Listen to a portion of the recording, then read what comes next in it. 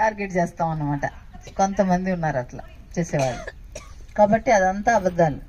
తల్లిదండ్రులు రీజన్ కానే కాదు పిల్లల దీనికి, మన దీనికి పిల్లలు బాధ్యులు కానే కాదు.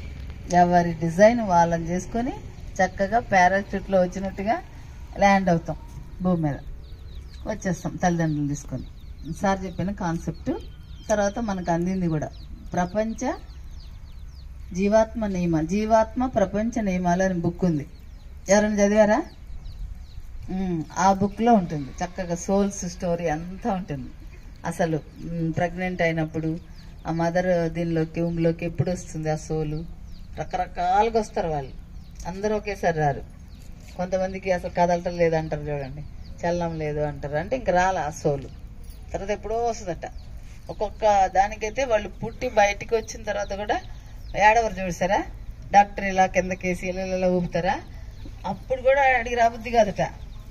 ఎందుకు అనుకున్నాను రా బాబు వెళ్దామని అని అక్కడ ఏదో పుస్తకాలు చూసుకుంటూ కూర్చుంటాడంట లైబ్రరీలో. అసలు వెళ్దాంలే ఇంకా అని. ఇక్కడ వీళ్ళు తన్నుకొని కంగారు పడతా ఉంటారు ఏడుస్తా, ఆ డాక్టరు ఈ పేరెంట్స్.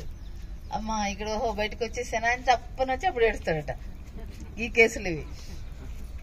బాగుంటుంది. అయితే అట్లా మన క్వశ్చన్ పేపర్ 100 క్వశ్చన్స్ తీసుకొని భూమి మీదకి వచ్చినప్పుడు మాయా అనే దానిలో మర్చిపోతాము. మర్చిపోయి మన స్టోరీ మొదలవుతుంది. చైల్డ్హుడ్ నుండి మొదలై అలా పెరుగుతూ వస్తూ 5 years వరకు మాత్రం మనము సోల్ స్టేట్లో ఉంటాము, ఆత్మస్థితిలో ఉంటాము. అందుకే పిల్లలు దైవాలతో సమానం అంటాం అనమాట. వాళ్ళకంతా గుర్తొస్తూ ఉంటుంది, వాళ్ళ కథము అది కానీ చెప్పలేరు, వాళ్ళకి తెలుసు. అందుకే నవ్వుకుంటూ ఉంటారు, వాళ్ళల్లో వాళ్ళే ఆడుకుంటూ ఉంటారు, అట్లా ఉంటారు అనమాట. That is the reason. అయితే ఆ తర్వాత సమాజం, ఫ్యామిలీ,